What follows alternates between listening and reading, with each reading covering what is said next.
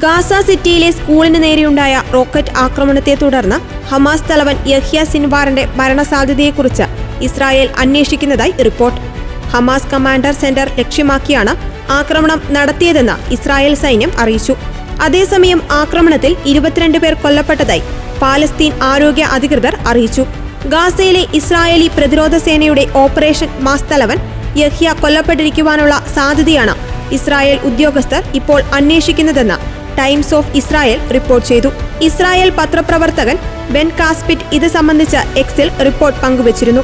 എന്നാൽ ഷിൻബെറ്റ് ഈ വാർത്ത നിരസിക്കുകയും സിൻവാർ ജീവിച്ചിരിപ്പുണ്ടെന്ന് വിശ്വസിക്കുകയും ചെയ്യുന്നുവെന്ന വിവരവും പുറത്തുവരുന്നുണ്ട്.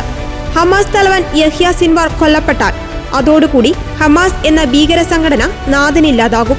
ഇതോടുകൂടി ഹമാസ് സർവ്വ ആയുധങ്ങളും താഴ്ത്തി ഇസ്രായേലിനു മുന്നിൽ കീഴടങ്ങേണ്ടി വരും.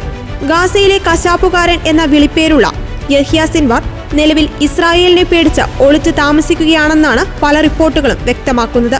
ഹിസ്ബുള്ളയോടൊപ്പം ചേർന്ന് ഇസ്രായേലിനെ ഇല്ലാതാക്കണമെന്ന വ്യാമോഹവുമായി ഗൂഢാലോചന നടത്തുന്ന ഹമാസ് ഭീകരവാദികൾ തെല്ലൊരു ആശങ്കയിലാണ് ഈ വാർത്ത പുറത്തുവന്നതോടുകൂടി.